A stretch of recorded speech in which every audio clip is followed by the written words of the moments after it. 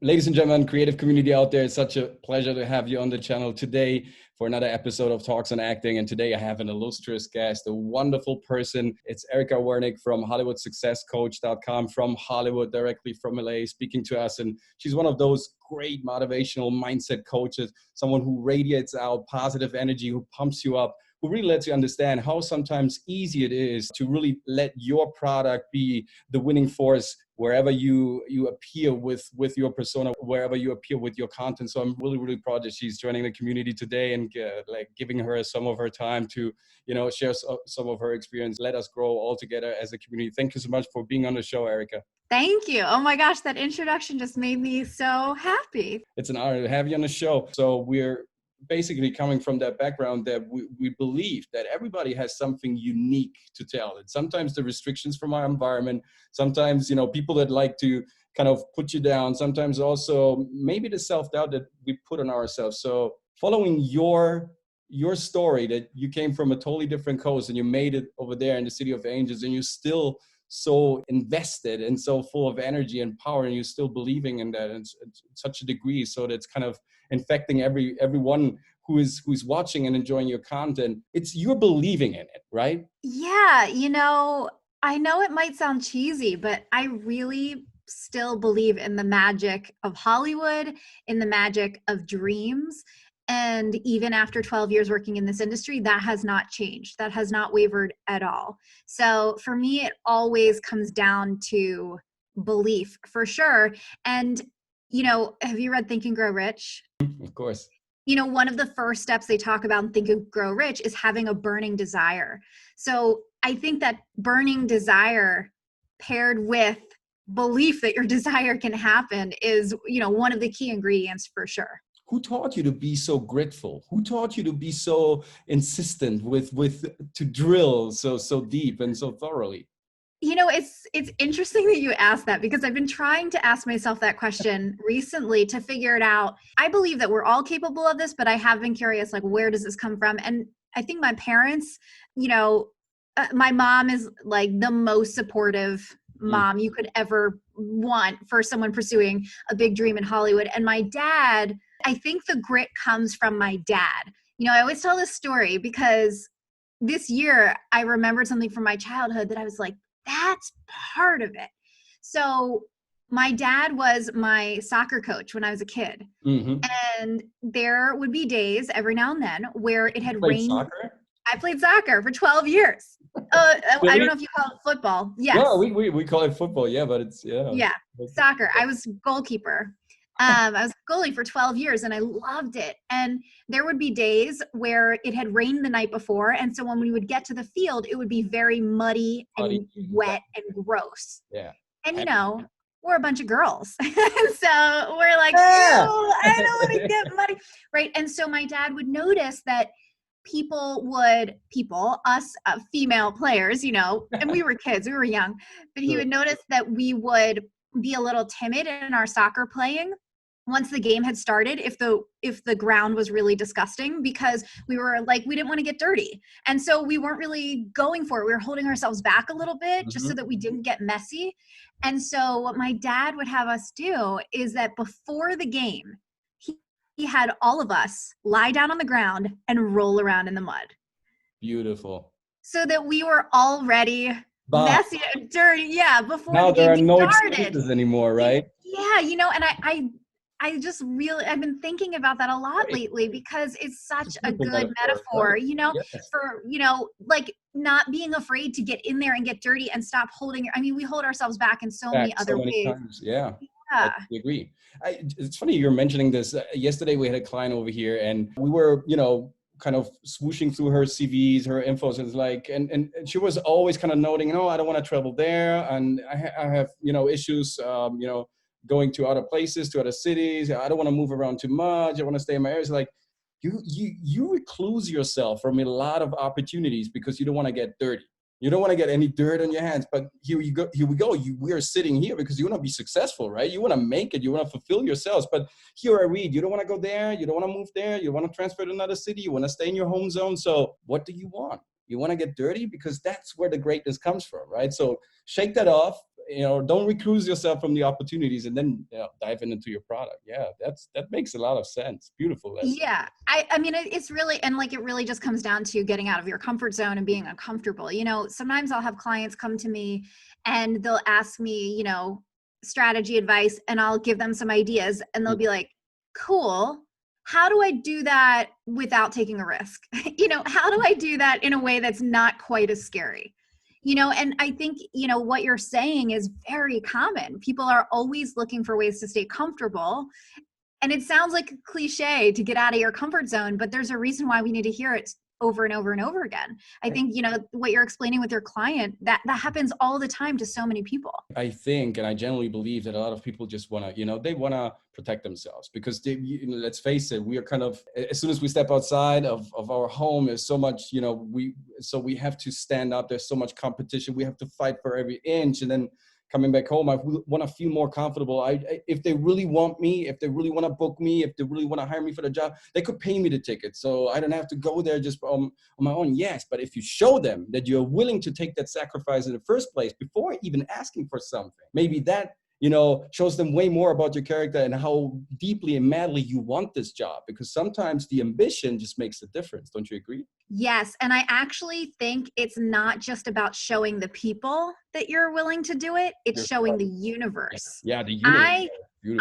Because I really believe that, I study a lot of Joe Dispenza's work, and he talks about quantum physics and the quantum field and creating new possibilities. Absolutely. When you do the uncomfortable thing, when you take the action, you are creating, we always call it in my business, like you're activating the energy of the desire. Yeah. So you're showing the universe, like, this is the direction I want to go in. This is where I'm moving. Can you support me? Can you help me? Like, I really feel that when we do that, when we take that uncomfortable action, that we are activating lots of different possibilities that now exist in the quantum field that didn't exist before. Absolutely. And if you're studying any type of ancient resources, any type of ancient Eastern mythology, they're always talking about that first you create this chi, you create that force field around you that resonates with what you want and how you want to move and how you want to take actions on the things that are important to you. And once that field is established, pure and really vibrating with your essence, you will attract everything that you need to grow and grow and grow and exponentially grow. I believe the same thing. Like, you can ask the universe, but it's not just asking. It's showing the universe that you are absolutely in tune with what you're asking. It's not just, it would be nice and comfortable to have $1 million. Show the universe that you're working for those $1 million, that you're worth that shot, that you open up the channels, so the universe will fill that juice in. Don't worry about that. Yeah, totally. I think it's up to both. It's up to us and the universe, and we work together as a team. It's mutual. It's yin and yang. So how come this girl who played soccer in Philly and got this beautiful lesson from her father to really make that leap, to make that challenge and, travel all over the place?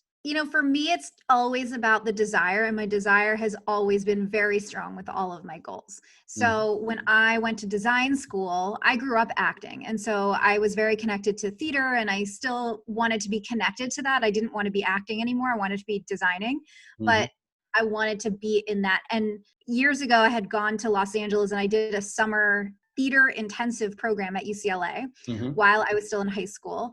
So I was really on that actor track for a while, but I was enamored with Los Angeles when I came here in high school.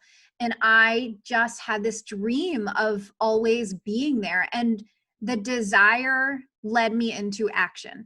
And, I don't want to say that my belief never wavered, because it definitely wavered, like throughout the journey. I think, even today, my belief wavers. I'm human. But I would say like 80% of the time, I have the belief that it can happen. And I will also say that one thing, when I moved to LA to pursue a career in Hollywood, I wanted it so badly that I wouldn't even entertain the idea that it wouldn't happen. No plan B. But I don't even have time to think about that. I don't have time to think about that for a second. I'm just focused on making it happen. And so I think that was one thing that really helped, is that I go all in. It doesn't mean I'm not aware of the potential obstacles and, the challenges, but I just feel like, there's this great quote from Jack Canfield where he says, "You're not given a dream unless you have the capacity to fulfill it." And I feel that. I really Mm-hmm. think that deep down, I believe that, even with my dreams that I haven't accomplished yet, I really feel like I'm supposed to achieve them. And there's not going to be a world where I don't. Sounds very powerful. What are Yeah. I you? mean, What is still waiting for you? Do you have a clear idea or? this year it has not been as clear. I've been coaching for years now. I'm writing a book and I'm wanting to expand my speaking career. And, actually, I'll tell you, when you reached out to me, like less than 2 days before that, I was like, universe, can you bring me another speaking opportunity? I just need a sign that that is the direction that I should be going in. And then out of the blue, you messaged me and I was like, okay, so I really believe that, that we get these signs along the Oh, way to help absolutely. us and to keep us feeling motivated. 100%. Totally forget the question right now. So No, no, that's it. That's the answer, I think. Yeah, of course you have an idea, you have ambition and everything, but sometimes it's also good to accept the signs and really realize the importance.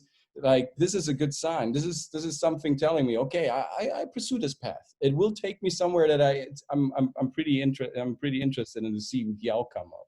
Mhm. And like you're saying, like you realize at a certain point, I can also help people. I don't just, I have full capacity now of what I'm doing for myself. Now I can even share of that, of that potential. I can even share with some potential clients and I can help them also to kind of fulfill their dreams.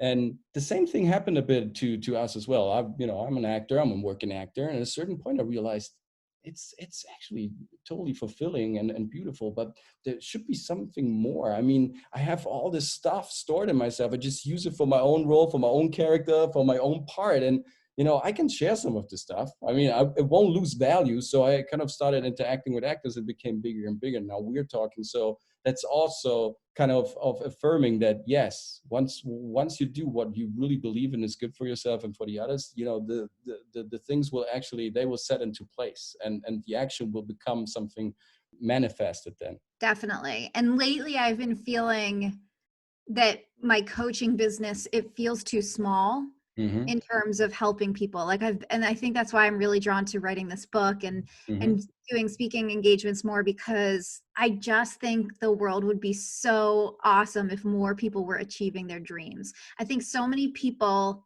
don't even go after them in the first place because they don't believe that it's possible, or they don't believe it's possible for them. And I feel like I need to tell more people. I feel like I need to share it with as many people who will listen. I want to shake people. Oh my gosh, you have no idea. All your dreams are 100% possible. It Mm-hmm. might feel impossible right now. It might feel out of reach, but I want you to know that they're 100% possible. And so go for it. What is LA like for somebody who comes over there and says, okay, now I maybe for 3 years I want to try to make it over here in the city? Well, what would be the first to go rule for a client that would approach and say, I want to be here for the next 3 years, I want to make it? So what would be like the first type of advice? The very first thing I would say, and I'll have a caveat, unless we're talking about a visa that expires. Sure. My very first thing I would say is let go of that 3-year timeline right now. Very good. I think that it's like, if you really want this, you're in it until it happens. Mm-hmm. And, we can't always control the timeline of when things happen. I think there's so much we can control. There's Mm-hmm. so much we can do. There's actions that we can take. We can put ourselves out there. We can take risks, and we can talk about some of that. But to say, that it has to happen in 3 years, you are completely cutting yourself off from opportunity. And I think too, like sometimes, look, I'm sure there's other stories out there where people are like, I gave myself the 3-year deadline and that's when it happened. Yeah. I think there's like different energy behind the Yeah. deadline for different people. But I think when people give themselves a deadline like that, it comes from a fear-based place of like, well, if it doesn't happen, then it's fine because I already said it won't happen, beyond that time. And so I agree. I won't lose face. I won't be embarrassed.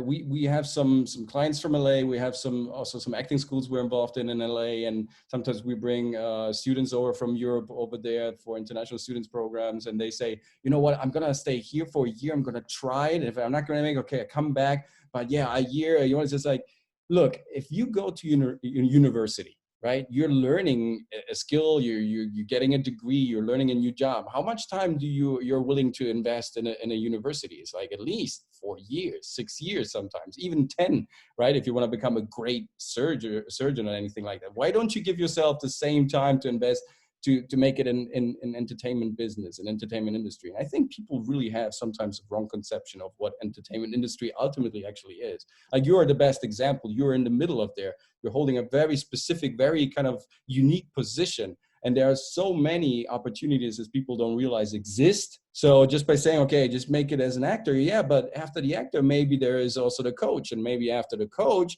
there is a counselor. And there are so many ways of interpreting your creativity. People are narrowing down the ways of how they think they can impact their environment. Yeah, I mean, I think when you give yourself a deadline of it has to happen in 3 years or 5 years, to me, that's the same thing of having a plan B. Because you are saying you have a plan B. You're saying, well, in 5 years, if it doesn't happen, this is my plan B. Right. And for me, like, that's why it always comes back down to the burning desire. To me, it's like, well, I guess you just don't want it as badly as I do. Because it's like I have this dream of buying property here in LA, multi-million-dollar, like, it hasn't happened yet, but I still want it. And so I'm not going to stop. Mm-hmm. And so I think that it's like, well, you just don't want it that badly, and that's okay. But if it's something that you truly desire, there's no timeline. Because what if you said, it has to happen in 3 years, and it doesn't, but in year 4, you book something, right. And you would have missed out on that opportunity. So to me, that's just another way of saying I have a plan B. And, one thing that I ask my clients all the time is, if you actually believed that your success was inevitable, what goals would you set? How would you talk about this? What plan B would you really, truly have?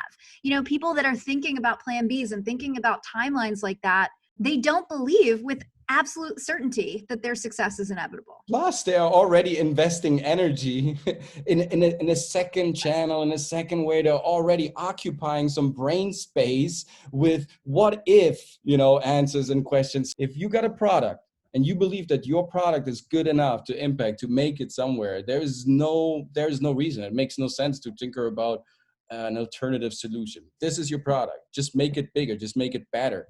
Just go to the certain coaches, go to the certain people, and make yourself better in the process. I think people are not enjoying the process. They are always kind of focused, I would say obsessed with the instant gratification, with getting that instant validation. They don't realize how those small steps, like you did in your life, like we all do. Everybody who's aiming for something has to put in some smaller steps. Yeah, I 100% agree. And I think that it's something that I'm working on, because I could also be better with really enjoying the process. And there are days where I don't, but I do think that, my 12 years in Hollywood, what I have seen is that the bar is always moving. And so if you set a goal of, let's say you're an actor and you're like, I would love to be a series regular. And one day you book a series regular, Mm-hmm. and then you do that for, let's say, a year or two, and now suddenly your goals change. And now you're like, oh, this is really fun, but now I would love to do a movie, or now I would love to do this, right? And so the destination that we're obsessed with getting to Mm-hmm. is short-lived. We're not at that destination usually for a super long time before the bar moves again. So most of our life is actually in the process. A very small amount of our life is in the result. If we can believe science, we're sitting on this little rock that is moving with a frenetic velocity, and it's never been at the same place 1 second after the other from our birth till we die. So we are constant travelers anyways. Yes. If we get static, we get way more vulnerable. If we move, when we progress, we get some bruises, but we go somewhere. We are on a mission. It's purpose driven. We're making sure that, once in a while, it's good to get a slap. Once in a while, it's good to realize, okay, this was out of the curve. I did a mistake here. Okay, I kind of overestimated my, my product. And that's good. That's good. It's bad to be neutral. Neutral is nothing. There is no response. Whether you're good, okay, so something is working. Or you're bad, okay, something is not working. Great, I know what to improve. But being neutral, being in this comfort zone, like we're talking, and it's a non-learning. It's static. Mm-hmm. So at least risk something. then you will definitely see some results. Yes, definitely. How many times have you been hurt in LA and you stood up anyways after that? Like every fucking day. Oh, sorry, I didn't mean to say that. Every day. I mean, Don't worry, you curse. know, yeah, all the time. All the Why are time. we so afraid of getting hurt? I mean, of course it's bad, but Right. people sometimes are closing themselves down from the greatest opportunity just because they're afraid of getting hurt. And one thing that I talk about is the rejection or the hurt it's not the actual thing that hurts us, it's the story that we tell ourselves about what it means. Yeah, that's so true. Absolutely.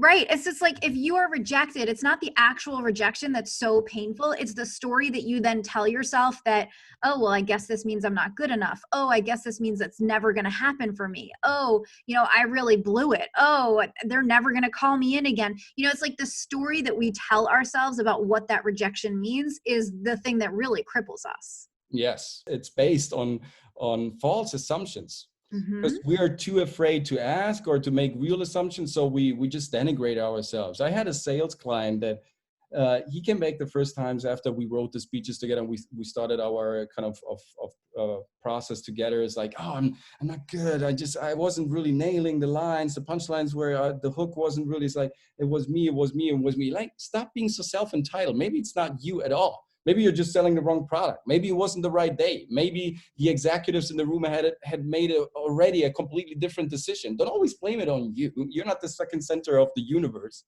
In a way, we are, but we are a fraction of that. We are a reflection of a manifold that is gigantic. So we shouldn't pretend to be in the center of everything, of every opinion. So Hollywood teaches you to grow that second skin, right? Hollywood teaches you to be a bit tougher. Have you become even Yeah. tougher than playing soccer with your father over there in LA? I think that I love what you just said about like stop being so self-centered. I 100% agree, and that's a really good way to put it. With the thick skin, I've been thinking about this lately. I don't love that title because so the reason why we feel like we need thick skin is so that we're not so hurt from when things come at us, Mm-hmm. right? And so we're talking about putting on sort of an external protective gear to protect us. I think what really needs to happen, and I've been working on this, so I'm guilty of this, but I see where you're heading with this. Yeah, it's really about the inner trigger more so than about protecting ourselves from the outside and having thicker Mhm. skin. It's not about having thicker skin. It's about getting to the heart of, well, why is this triggering you in the first place? And let's do some healing work around that. I think that this idea of thick skin, I don't know, it's just this concept that I've been thinking about a lot lately that it doesn't feel right to me of like, I need to protect myself and be thick skinned so that these people's words don't harm me. But it's really the inner work that has to be done. You're coming from a place of generosity and empathy. Okay, he's hurting me because he's an asshole. Maybe I haven't showed him my best product. Maybe he's judging from a point where he can't but say those things about me. I understand. I mean, we just met for 15 minutes. It's like, I think there are two ways in coming up with solutions to whatever life throws at us. We can react from a place of love and generosity and embrace that, or we can come from a place of fear and kind of build walls and defensive structures. They can be very effective too, but I think what you're saying is like, why putting all that work and energy in constructing something artificial that should protect you just once in a while you get hurt? I mean, it's part of the process. Embrace it and learn out of it, and then just I think it's in entertainment industry especially, it's very important to not take yourself, even if that sounds a bit ridiculous, not too seriously. Just don't take yourself too seriously. You got something great to offer. It's fun to be here. It's an exciting travel. It's an exciting discovery, but don't take yourself too seriously, because that will sometimes result in being offended by things that are not even meant that way. Yeah, and I think and so also what I'm talking about with the inner is if somebody says something to you that hurts you, there's a reason why it hurts you. Mm-hmm. And it's not because of what they're doing, it's because of an internal thing. Like, we only are hurt by things that we believe are true. Mm-hmm. So if someone says, Lorenzo, you're just not that great of an actor. Mm-hmm. And if you believed deep down that that was true, That word will you would impact. feel hurt and you would label that as, oh, this was a time that hurt me, right? But if you believed without a doubt that you knew that you were good at what you did, it wouldn't really hurt. You know what I mean? It would just roll right off. It wouldn't really hurt you. I always use the analogy that another coach had taught me with like I call it the green hair analogy. It's like if I said, hey, Lorenzo, you have green hair, would you be upset? I'm not. Right. Why? Because you don't have green hair, right? And you're like, I know that my hair is not green. And so it's the same thing. It's like I guess we want to get to this place where it feels like someone's telling us we have green hair, where we just know that it's not true. Therefore, it doesn't hurt us. Is there a way to kind of separate good from bad advice in LA? Because a lot of people are throwing advices at you in LA. I've seen it quite a lot. People come over, you have to do it this way. No, you have to be that way. No, change your look. Now change your voice. Now change your inflection. Where do you get, I mean, of course, besides feeling it, but where do you get the security and the sense like, this is good advice. This I can really use. This is coming from a good place. And this maybe it's not working with me. Yeah, I think there's two things. I think the first thing to me that is sort of a red light of like, this is bad advice, is if it's limiting you in some way. So if they're telling you not to take an action, for example, I always give this example, you'll hear actors be told never contact an agent to reach out to them for representation during pilot season. Right. And so that's, like I heard on a podcast where someone said there's only a few months during the year where it's really appropriate to try to get an agent, and it's outside of pilot season, outside of episodic starting up because they're so busy. And so for me, I never listen to advice that limits me in any way, that has me to like literally not taking an action, especially when the action, the worst that can happen is they say no or they don't respond. And then of course, like I have had clients get really good representation during pilot season. So there's going to be an exception to every rule. Sure. Because there's no one way to do anything in Hollywood. So I think number one are like, is it limiting you in any way? And also another way to figure that out is if they're using words like always or never. So absolutes that say you should always do this or you should never do this. We can't really say that about anything. There's going to be an exception to everything. So I think, that's one way to, sort out bad advice. And then the other, which is something I'm really passionate about, is if they're telling you to change anything about yourself. I really believe that we are unique people and that, our gifts, as unique as they are needed in this world. And so, like I've had clients who in the past were told like, you need straight hair and not curly hair. You should lose weight. You should, like, I just don't believe in any of that. I think that's all really bad advice. I think we want authenticity. We want you as you. And I believe that you can be successful just as you are without changing things about yourself.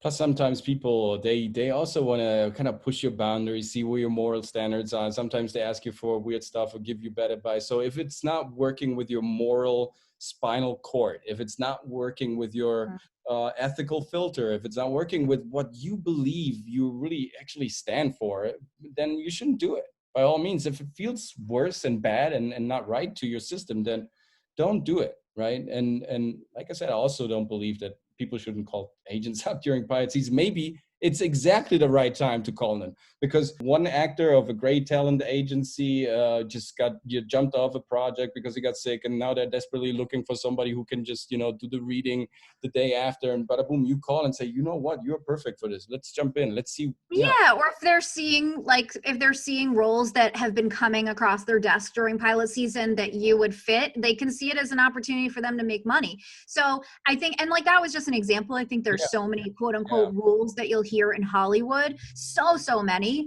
Like writers are told like, oh, you need to have 6 completed scripts before you try to get a manager. And I think that's freaking crazy. That could take you 6 years. That's ridiculous. So there's lots of different things. And I think I was going to add one more thing about the advice. Oh, in terms of bad advice, good advice. The other thing that I would say is that there is no one way to do anything in Hollywood, and there's no magic bullet. So if somebody is trying to teach you, this is the one thing and it's going to make a huge difference for you, I don't really buy into that. I think it's so many things that make a difference. It's lots of little things. There's no one single thing that's going to change the game for you. And so, not buying into, these single solutions that are just going to be like a pill that you can take. Yeah, I mean, if it's they're just reducing the creativity. I always say you need to be a T-shaped person. I always say to my clients, just have, just whatever you pursue, whether you're an actor, a performer, a seller, pitcher, a business owner, you want to make it somewhere, just have one column, that vertical column, that needs to be your excellence. That needs to be your absolute in a way, something that you really excel in, that, not a lot of people can do in the way you do in the same manner. That is your excellence. And then you have that horizontal bar that it's sustained by that vertical column. And that horizontal bar, that can be filled up with a lot of creative juice, with a lot of different talents and creative pockets. They can be crazy. There is no absolute rule what you need to make it somewhere. It's your unique product. And that horizontal bar, there can be a wide range of crazy things. Combined with that excellence, that's where your uniqueness comes from. That's how you make your impact. That's your key to entering such an important and luxurious world like the Hollywood world. And I think this is also true for everything else we pursue in life. I mean, have something that you truly believe in. There's a passion. It's something that you excel. And then have a lot of passions, a lot of interest. Because if your product is a monoculture, guess what? After a couple of years, your soil will dry down. It will desertify because, always the same product. It gets boring if you're creative, especially. How creative are you? Do you come up with your ideas like out of the blue? Do you have a certain ritual and how you tinker about things? Do you have some sort of a process how you come up with? Where do you get your sparks from? It's a good question. I think that for me, it's kind of a couple things. So I'm curious if other artists feel this way. I'm very sensitive to my environment. Mm-hmm. So I feel a certain way in my apartment. I feel a certain way outside, or, and so for me to feel creative, I have to feel good in my surroundings. And so sometimes that is connecting to nature, which is a big thing for me. Like I usually drive down to the ocean at least once a week.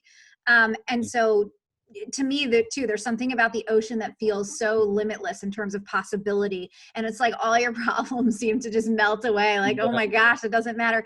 This is so big.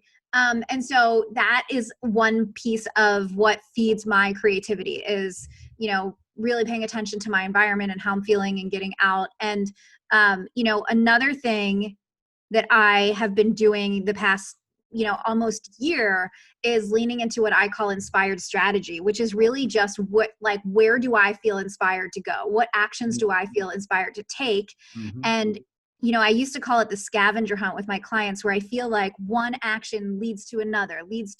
It's like when you get there, you open up a clue, like you're on a scavenger hunt, and it tells you about the next destination. Yeah, oh, now I have to go here, and now I have to. Mm-hmm. Yeah, I mean, just like you would on like, a rabbit hole on Instagram where you end up on like 30 people's accounts, just scrolling through, or when you're researching something on the internet. I think, I'm really letting myself be led. I think, you were earlier talking about the process. I think that we need the process to be like our canvas and still have, we need to still be creative, even in the process, even in figuring out the strategy, figuring out the steps. Like we need to harness our creativity and have more fun and have like, oh, what would be really fun for me today to do? Where do I feel led? What would be a cool thing to try, and to have like, let that creativity feed into even things that like strategy that don't feel like a typical artist kind of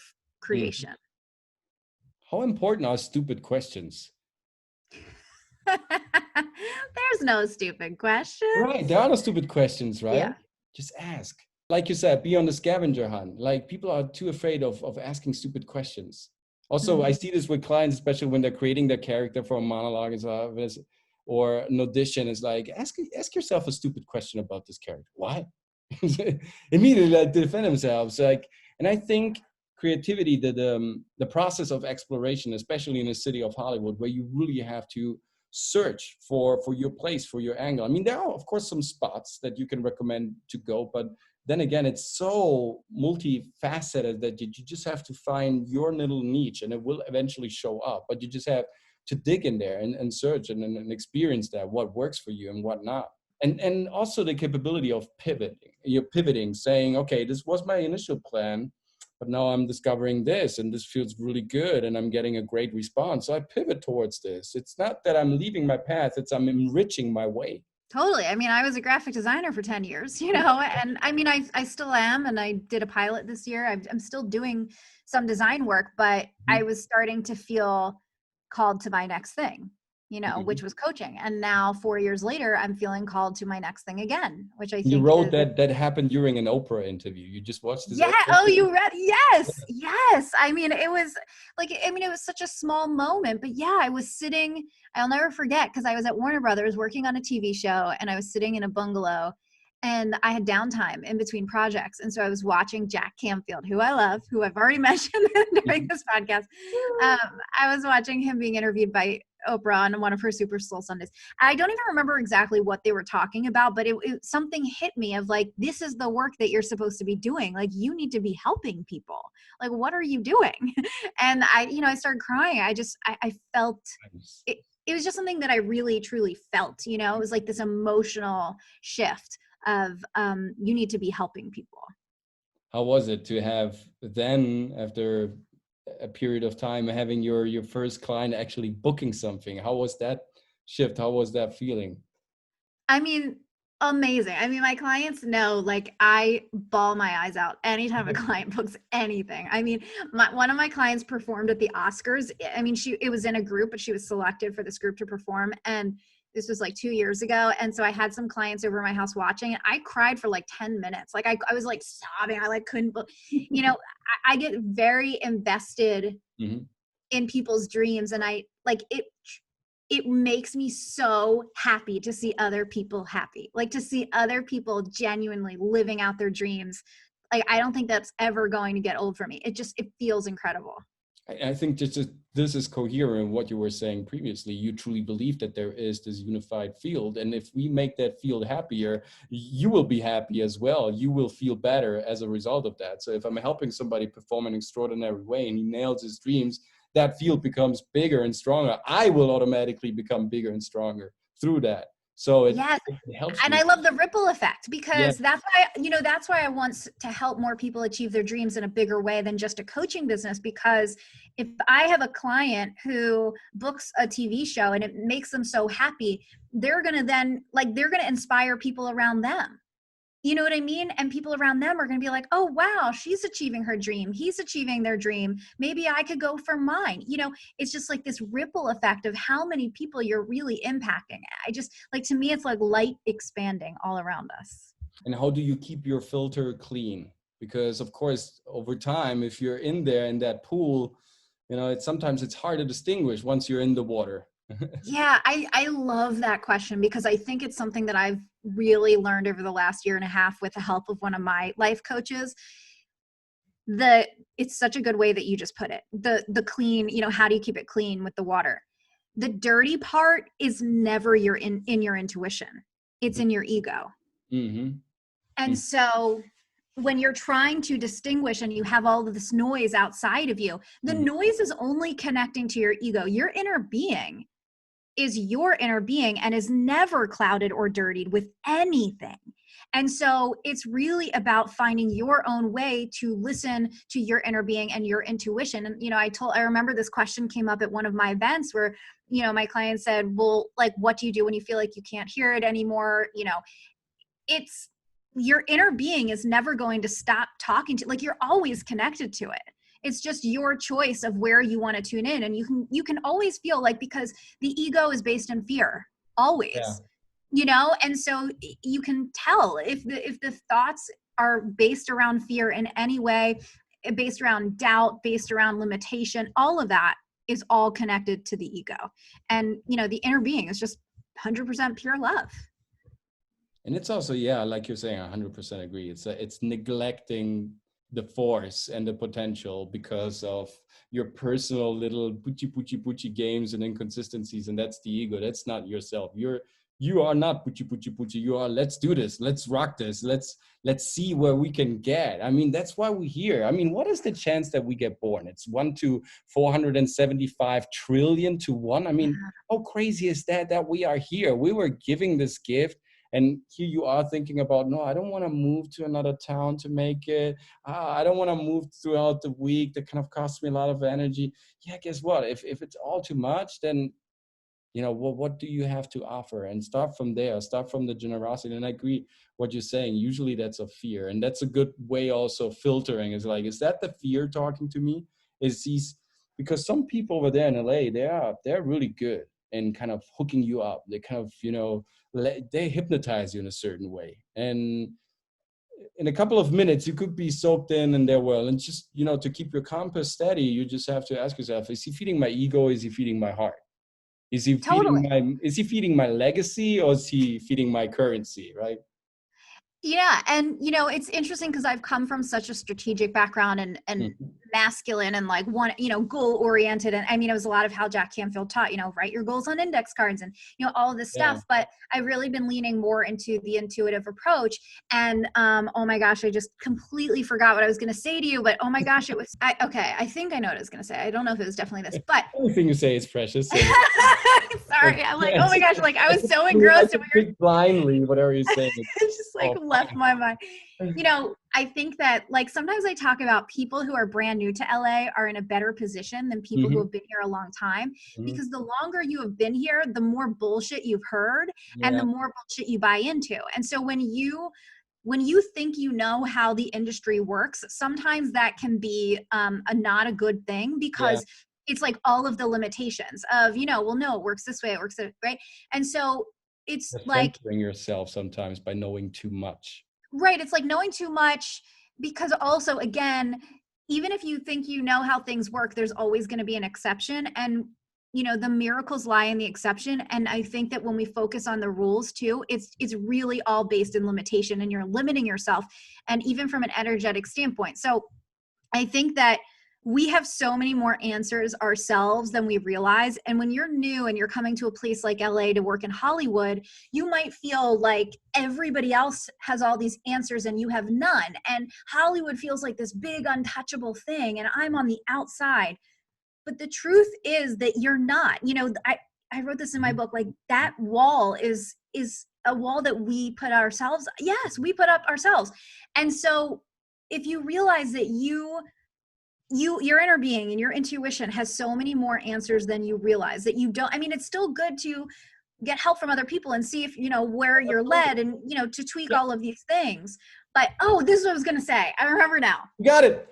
From a law of attraction standpoint, none of that matter. Like all of that stuff doesn't matter. I mean, a law of attraction, only thing it says is you just need to be a vibrational match for the thing that you want, and it'll come to you. And that's it. Amen. That's it. I mean, this is why, like, I always say, like, are there actors on TV that you've seen that are not so good? Right? It's not even just about talent. It's like, literally, you just have to be a vibrational match. And it's as simple as that. You have to make sure that all of your antennas, all of your inner mechanics, all of your inner gears are, perfectly set to kind of create that perfect, coalition of forces and power that will raise your frequency to that outer frequency, to that vibrational state. And sometimes it's funny, why do actors recognize themselves in the room? Like when you are an actor, I once approached Quentin Tarantino in Berlin, and he immediately knew that I'm an actor. Why? Because we're sharing the same frequency. He looked at me, he's like, he's an actor. Okay, he's buying me. Let's talk, buddy. Let's talk. Let's see what you got. Right? And he's a super funny guy, because I approached him with that frequency. I made sure that was set before I was saying anything. And I say this also to my clients, before you say anything inside of the room or in front of your potential prospect, whoever that is, right? Make sure that you've nailed your emotional core, that moment before. Make sure that you know how you feel when you sit in that chair and talk and transmit and radiate out. Make sure that you get acquainted with that feeling, that your brain chemistry is already vibrating as if you're already pitching and setting, as if you're already nailing before you even say the first line.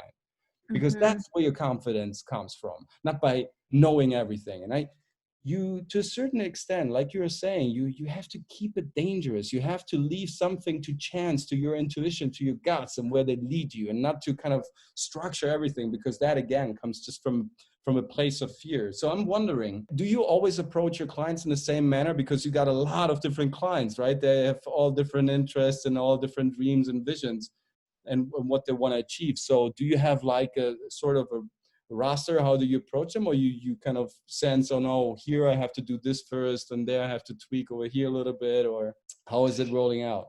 Yeah, I mean, a little bit of both. I think in general, it's kind of fascinating with all of the people that I've coached and worked with.